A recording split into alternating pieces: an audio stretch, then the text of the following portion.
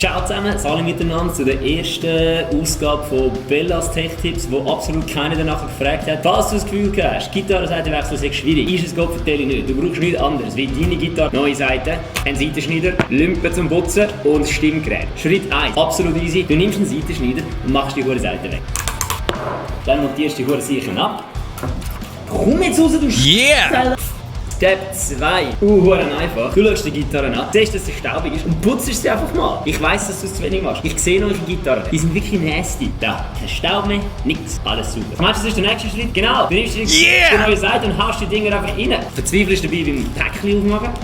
Fettelst sie einfach in die Seite nehmen. Hinein in die Gitarre ins richtige Loch hinein. Ins richtige Loch. Durchfädeln. Dann da hinten mit dem Finger abheben.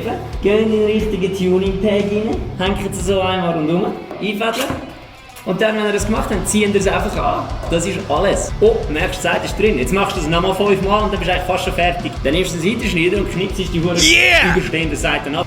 Jetzt kommen wir zum letzten Teil. Stimmen. Du nimmst ein Stimmgerät, klebst es da vorne an, stellst es an, fängst einfach an zu stimmen, bis du das hure E-A-D-G-B-E hast. Und wenn man jetzt sagt, oh Bella, ich habe kein Stimmgerät, ich habe es in meinem Camp. Ja, dann lass WhatsApp, aber das macht es nämlich auch. So, gratuliere. Du hast deine Seite gewechselt. Wenn du deine hure Seite irgendwo anders machen lassen, mach sie aber heute selber, gib das Geld um mir und Ricky. Ciao.